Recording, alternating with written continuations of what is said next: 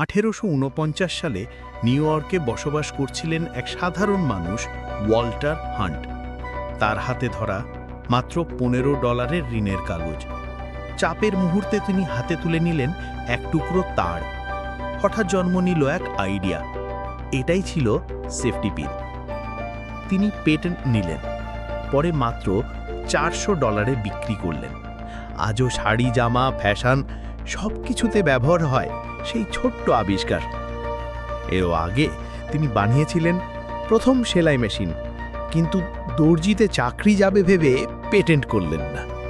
তিনি ডিজাইন করেছিলেন আগ্নেয়াস্ত্রের নতুন ধরন, যা পরে উইনচেস্টার রাইফেলের রূপ নেয়। তিনি বানিয়েছিলেন প্রথম ফাউন্টেন পেন।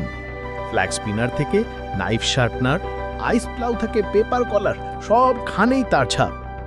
ওয়াল্টার হান্ট কখনো ধনী হতে পারেননি, কিন্তু তার ছোট্ট সেফটি পিন আজও পৃথিবীকে বেঁধে রাখে।